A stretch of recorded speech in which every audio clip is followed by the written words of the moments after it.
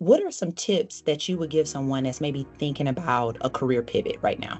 The first thing would be to get more comfortable knowing self and really make that your biggest deep dive project that you have to work on. What is it that pivot will do for you? What are you looking to gain? What brings you joy? What feels similar to what we just talked about? What feels like it's in alignment with your values, your calling? You're never broke if you have social capital. People often want to help. I've seen people boldly put on LinkedIn that they've been laid off, and that can create opportunities where people are looking for exactly what you do and exactly what your skill set is. So it's important to tap into your network, whether that's in a broader platform or one-to-one reaching out.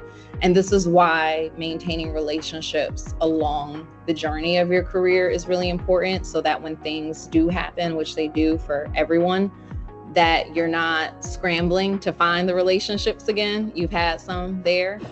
You all know me. I'm Alicia. I'm excited for our guest this week, Angelina. Welcome to the 5 Minute Career Hack. Thank you. Thanks for having me. I'm excited for this conversation. I am as well. Now, I know you are a very accomplished lady, so I don't want to do any disservice to all your accolades, but just I'm going to introduce and just share a couple of highlights for me and then give you opportunity for you to celebrate yourself. I've been doing some different things this season to let people share, but for those that have not met Angelina before, she's award-winning entrepreneur and workplace inclusion champion. And what a time, right? For us. So I think this will be a very timely conversation. But I don't want us to miss this opportunity because she is a highly sought after media expert, frequently called on by media to offer her unique take on creating workplace culture. She's been featured and quoted in the New York Times. That's exciting. Fast Company, CNBC, and countless other business outlets. I most recently saw that you had also got the award on Black Enterprise, Top 40 Under 40. That's exciting. Thank you. Yeah. So what are you celebrating when you introduce yourself today? What comes to mind? Because you've had so many different facets of your career. How do you introduce yourself, and what are you most proud of?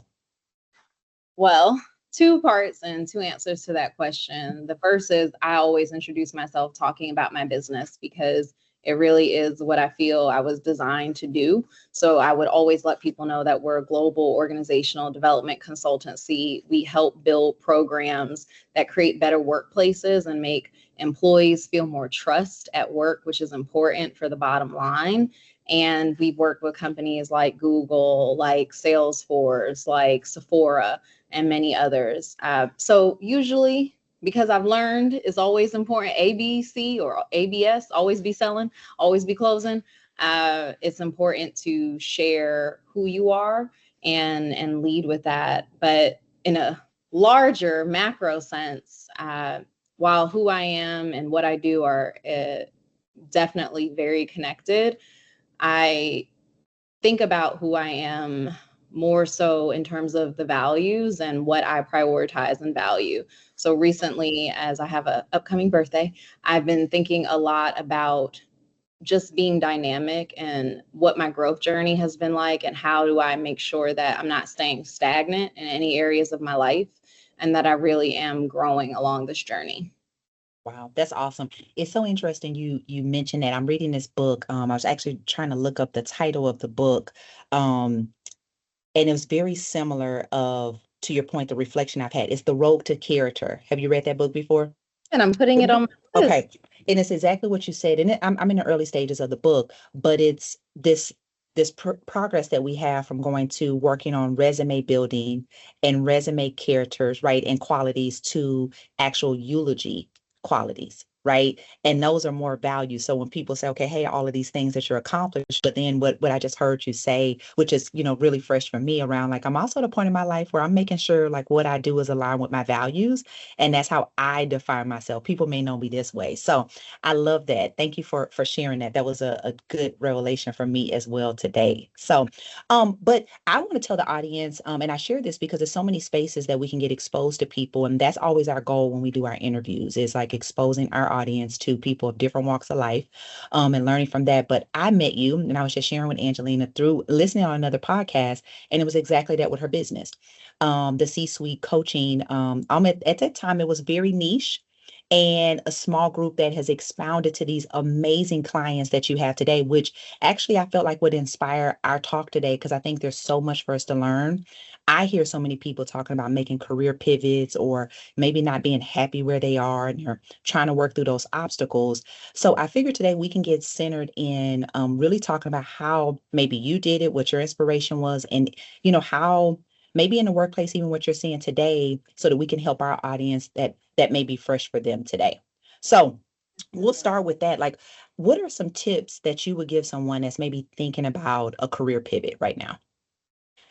The first thing would be to get more comfortable knowing self and really make that your biggest deep dive project that you have to work on. What is it that pivot will do for you? What are you looking to gain? What brings you joy? What feels similar to what we just talked about? What feels like it's in alignment with your values, your calling?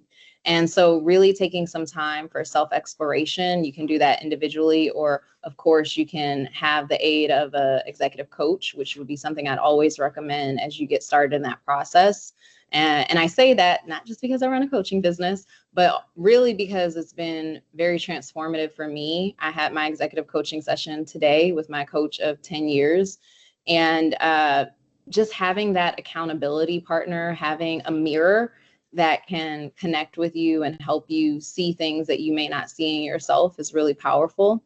So after you do the self-exploration pieces, and you identify some of the things that are of interest to you and where you're looking to go, then I would just go right into student of life, student of the business mode, and try to find the spaces where you can learn and embrace and engage with as much of that business as possible. So what are the conferences that are important in that industry? What are the networking groups and networking events? Where are they? When are they happening?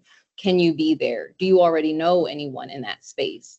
What resources do you have that you can use to create connections for yourself in that space? So I think back to when I was graduating grad school and I didn't quite know what I wanted to do.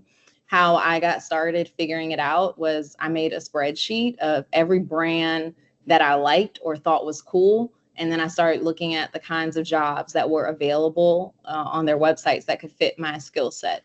Once I found a strong enough list, then I went on LinkedIn. Who went to my college? Who went to my grad school? Who was a member of my sorority? Who maybe just went to school in North Carolina so I could have an opening liner that was interesting. And I started to make those connections online. Now, what I will say is we are in an era of spam and maybe perhaps even a little over connected. So sometimes it is harder to get those responses, which is why meeting first sometimes at a networking event or an industry conference can be really helpful. Thank you so much. Um, it's so interesting. Those tips that you gave are at any point of people's career that they could take advantage of. But can you speak to the person that maybe has no career, no idea or frame of reference around what a career coach is? And because you mentioned you've had one for 10 years, like how did you start that initial conversation to now how this person has seen you through the last decade? So if you could just kind of walk the audience through like what is a career coach? How did you get introduced? And then maybe how that relationship has evolved over the last decade for you. Yeah, so I would start with just thinking about coaching as an opportunity to have your self exploration really fostered through accountability, through feedback, through an active listener who is really going to challenge you in a way that you to determine is comfortable for you, and also provide some resources that can help you go further in your journey of knowing yourself. And I first became acquainted with coaching when it was around my birthday. Some stuff is always happening around my birthday. And I used to have what I would call like my quarter life, midlife, whatever, some life crisis always around my birthday. Am I doing enough? Am I in the right space? Am I in the right place? Is this the career for me? And my mother was a part of a leadership development program where she had access to coaching. She loved her coach and said, this is what you need for your birthday. And I said, I wanted concert tickets. I wanted shoes. I wanted a coat. What, a coach? Like, what is this? This sounds like work. And I met with my coach, and it was such a safe space for me to have a trusted environment where I could share the parts of myself that sometimes are scary to share out loud, and really deep dive and explore what it was I wanted. What were my values? Was I living in accordance with them and in alignment with them? What would I do if I wasn't scared? And over the course of our engagement, I was able to really explore that. And I learned so much from her about uh, communicating how I feel, about setting expectations, about reducing and removing some of my self-judgment that sometimes prevented me from doing things. And she's shared a lot that really have changed the game for me. So one I always share is unspoken expectations are premeditated resentment. That's something that she left with me. And I always share that with people because I think that we're in a space where we think about how we are socialized and how we do things, and everyone else should know and understand this is the rule. We split birthday dinners, we or you pay for the birthday dinner or we pay for the birthday girl, right? Like, these are the things I see people arguing about online. And the reality is we've all been brought up very differently, and so we have to communicate our expectations and give people an opportunity to meet them before we pass judgment on that relationship, right? And this is across all work relationships, professional relationships. And so that's one thing that really stands out to me. Another one that she shared, that's a gem that helped me reorient my thinking when I was leaving corporate America and launching a business. And I was like, I'm so scared. I'm worried about financial instability. I have actually, I've experienced that in my life. I don't want to go back, and I'm in this comfy corporate job. What's going to happen? And something she shared is you're never broke if you have social capital. And really, really hit on, for me, the value of building relationships. And it's something I come back to a lot, even as we see shifts in industry because of, the political climate or anything that creates a shift in industry, AI, and the need for more AI in our services or at work. And I say all that to say what I've realized is the more you focus on building strong relationships, that social capital, it will always lead you to opportunity. Wow, that is amazing. Before we get into the social capital piece, can you repeat the quote, the unspoken expectations? Because I take notes on these because I'm like, oh wait, this may be for me today. I'm the same. I Yeah, feel like I can learn in any experience I'm in. I wrote down the book you told me to read. So, yes, it's unspoken expectations yeah. are premeditated resentment. Premeditated. Wow, like that was the So word. it's like I'm already going to resent you if I haven't shared my expectation of you, because you should just know it. You should just meet it. And so this can be as simple as letting your manager or a colleague know how you like to receive feedback, or at what cadence, or that you really wanted a certain opportunity. And if we're not open and sharing for the things that we want, then we're really positioning ourselves for disappointment at the onset. Yeah, I love that.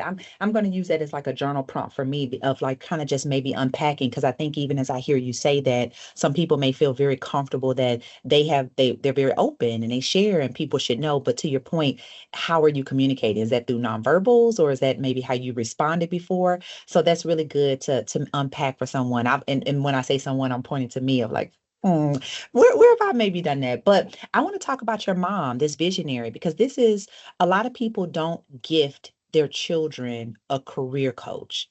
So and it's a great time, right? We're near graduation, and I say this, and that's why it's like sticking out that in this job market, right? We have people that are being laid off. We have highly skilled workers that now new graduates are competing against. And it's such a great gift that even parents that are listening to this, we have a lot of parents that listen and they'll share it with their children. What, could you give a little insight on like your mom's just maybe even mindset and why she gave that, and then maybe some advice to parents, because it sounds like a great gift to you that's continued to just flourish and give other things for you in your career. Yeah, absolutely. Thank you. I feel my mom is an unsung hero or a hidden figure. She is a lover of children, of communities, of our communities. Right now, my mom's a superintendent in a public school district in New York. And she has, in all of her educational environment she's been a part of, worked to raise graduation rates and work to just foster community among parents and those in the surrounding areas. So I really, really admire her and appreciate the work that she does. And what is particularly important that comes to mind for me when I think of my mother is that she's had to create opportunities along the way. My mom was a teenager when she got pregnant with me. She knew she was pregnant and negotiated to take on extra classes so she could graduate early so that I wouldn't disrupt her studies. She wanted to go to college. There was no one around to watch me because everyone was still very much young or in school or working. And so she negotiated with the college to get me into the daycare that professors put their kids in. And so she's very much about I'm going to ask the question, I'm going to raise it. I don't care if it's never happened before. All you can do is tell me no. So I'm going to put it out there and see if you can meet what I need so that it can work for me. And she's always been very assertive and aggressive about chasing opportunities, which I think I've inherited for sure. And when it comes to exposing me to coaching or what made her think about that, it was her own experience. When she experiences something that's transformative for her, she then will share it with me, and we're very much aligned in that way. Now, for parents who might be listening, or anyone, even if you want to, like, this is something I want to do for my friend, we actually just had a parent this week buy a coaching package for their child, which I thought was really, really excellent. What I think is so special about that is so many of us are letting life just happen. You talked about we graduate college and we do this, and we don't really get the way our systems and our world is designed is we don't always get space to really level set and think about what motivates us, what success looks like for us, what is it we're chasing. If we're trying to get to the next level, what does that level look like? What does it include? And coaching really creates an opportunity to do that. It also is great practice in reframing. It has helped me see windows when I thought there was nothing but a brick wall. When I've lost contracts and been like, why? How am I going to make it to the next thing? And I always see opportunities now, or I'm able to work through the process differently. And so all of these things, I think, increase confidence. They create room for better collaboration. If you're operating better, you're operating with other people better. So these are really important skills that can help position anyone to be more successful in what it is they're pursuing. Wow, thank you for sharing that, and shout out to your mom. This really is such a great story. And then to your point around creating opportunities, and I see coaching that way as well, right? I see coaching as, and it's been a motivation for me of when I got my certification to coach. It was really that same piece, and that's probably one of the biggest skills that I learned to do, but that also in practice of that reframing. And that kind of leads to my next question of, you shared of how you got it in this like new space, but for your mom kind of was a practice for her of like survival. This is how I've been able to thrive in my career, is I had no other choice but to find opportunities. I'm gonna give this to my daughter. What about the person that needs to reframe right now that maybe has been impacted by layoffs, maybe impacted by a very shift in the work culture that they're like, this is no longer serving me and I need to reframe and find something different. What advice do you have for them today? Yes. Well, the first is to take a moment to acknowledge and accept and maybe even grieve what's just happening. And we need that space. We need that space to do it. Again, we live in a world where we're always, I feel like, in sprint mode, right? Rushing to the next thing. So giving yourself some room to feel what you feel before you jump into action, because taking that space can also create clarity. So that would be the first thing I would say. Take some space to acknowledge. And then what I'm seeing so much of, I've had a lot of folks in my network go through and experience layoffs recently, is suddenly there is the window, right? It's like, oh, it's a brick wall. How am I going to make it? How am I going to pay my rent? How am I going to live my life? But then it starts to, as they have space from it, they realize that there were things that they really didn't like about the space that they were in. And there are a lot of things that they want in the next space that they go into. So they start to really vision and build a new idea of what success in the next chapter looks like. So that can be really powerful. I also think it's important, just going back to that social capital, to tap into your network and share. People often want to help. I've seen people boldly put on LinkedIn that they've been laid off. And I would say, when you do that, probably a best practice is not to badmouth your company, or, just share the reality of what happened. And that can create opportunities where people are looking for exactly what you do and exactly what your skill set is. So it's important to tap into your network, whether that's in a broader platform or one-to-one reaching out. And this is why maintaining relationships along the journey of your career is really important, so that when things do happen, which they do for everyone, that you're not scrambling to find the relationships again. You've had some there. And then the last thing I would say would be upskill strategically, right? So think about where your industry is going, maybe where you saw the company you were just with, or the companies you are planning to go to, where they're putting more emphasis, where are they investing more? What are the certificates they're talking about on job opportunities that they want future candidates to have? Try to reach out and find some of those. Many people overlook local libraries, but their career development and small business programs are phenomenal. So that would definitely be, and free. That would definitely be an area and resource I would tap into quite a lot. And then I said the last thing, but there's one more thing, and that would be stay visible. A lot of times when we're experiencing change, there, especially when it's out of the blue or unexpected, and it's very drastic change, we can have a tendency to go inward, and as we are reflecting and processing. But we need to remain visible. Our expertise needs to continue to be shared. People need to know what we're doing in the meantime so that they can help and support. We need to continue to be building relationships.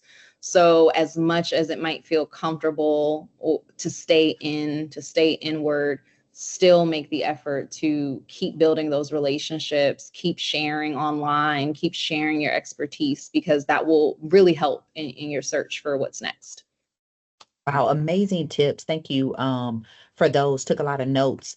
And I've seen you model these things, right? So can you offer, maybe how you've carved out spaces for yourself and continue to evolve and when you think about, like, specifically even like the upskilling strategically and continuing to, add to your toolkit and up level yourself, right, as an entrepreneur, can you maybe give some tips there of how you were able to navigate that? Yes. I had a conversation around the topic of continuous learning today with another coach, an executive coach who has decades of experience as an MD in the financial services industry. And one of the things that she shared, which I completely relate to, is I'm a Renaissance woman. I can do a little bit of many things. Part of that is coming from a liberal arts school where you are encouraged to do a little bit of many things. And another part of it is just being naturally curious. I've always been very curious. I would call curiosity really my superpower. I'm interested in people and things. I ask questions. Even when sometimes I wasn't sure I had the right to ask questions, my hands up anyway. I sit at the front row at events. I'm taking notes on my notebook. I'm taking notes right now during our podcast, right? So I think that that natural openness has been really important for me in navigating different spaces. Um, and it also has just been truly impactful in different levels of my career, all the way back from when I was in corporate. I walked around with a notebook and I was doing informational interviews with everyone to assess where the growth opportunities were and how were people growing and what were people's trajectories and career paths like. And I got so many learnings from that experience. So it really was just critical for me to be open to learning from others and to ask all the questions. Wow. It's I love the superpower of curiosity. I take a lot of notes as well. And sometimes though there's not a safe space in workplaces, right, for people to explore those things and be able to do that. So what a blessing to be able to, have these informationals and have people that be willing to share. And finding those people, right? Which is also a superpower in itself of knowing who to go and ask to say, okay, hey, that person has the answer. So I think what I took away from that, and hopefully the audience is hearing as well, of like, just how are you growing where you're planted? Right. Like sometimes when you're misaligned, in my opinion, people are striving, they're thinking it's out of their reach, it's somewhere else, no one here. And I always tell people sometimes it's not even people that are above you per se or in the role that you're looking for. It can be those executive assistants. It can be the person that, may be in a service role in a job that you're in that is interacting. They may be providing a service. So still, if you are hearing and someone's like, oh, I don't have access to people like that, they no, you have people all around you that be willing to share some, kind of trade secrets, if we want to call them that, but in trade secrets in a way of like how to manage the social equity that you have. So really great tip. And I know we're getting on time, so I have a couple of things before we wrapped up because you've continued to mention the role of social equity in relationships. What would you leave the audience with today of like the role that that's played in your career? Transformative, game changing, necessary, always a work in progress. Building relationships is really paramount to me for a number of reasons. One, that is at the heart of business. People ultimately, no matter how great your product is or service is, we're buying from people. Even if I'm in a B2B business, which means I work directly with companies as a vendor, I'm not direct to consumer. But ultimately, everyone on the other side of the conversation is a person. And so caring, showing a care for people is really important. I'm now rereading Dale Carnegie's How to Win Friends and Influence People. And, you know, the book talks so much about the importance of being interested and not acting interested, but actually being interested in people and how that helps create better solutions, how that helps create better innovation. Instead of me just trying to sell you the thing, let me seek to understand what really your pain points are and what your problems are. What are the things that make you light up? What are the things that you're really truly interested in?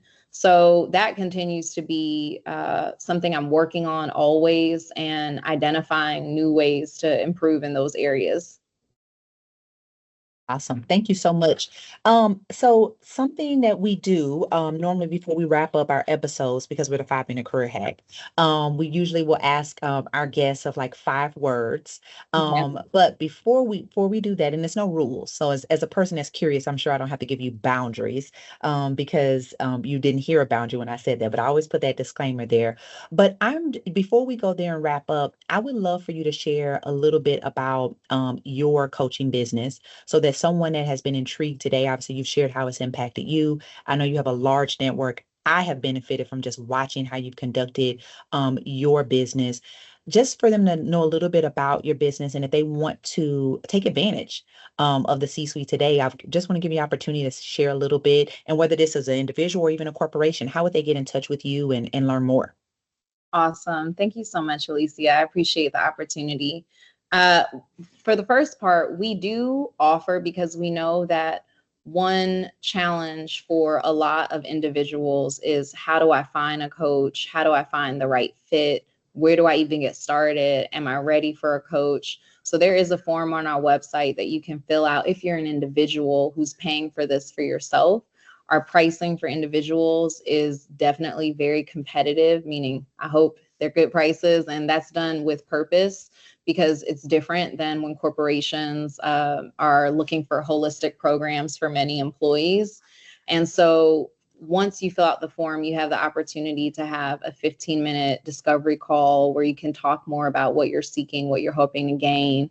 After you get your package, then you have the opportunity to match with coaches for a chemistry calls, which is where you determine, is there a good fit here? Am I going to be able to really be vulnerable in this relationship? Will I feel safe here? Will I feel like I will trust the feedback that they give me? Are they credible to me?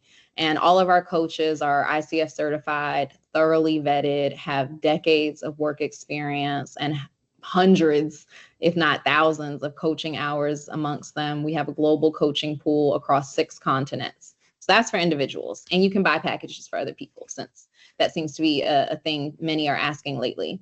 For corporations, we build system-wide programs, we build leadership development programs, we build onboarding programs, people manager training.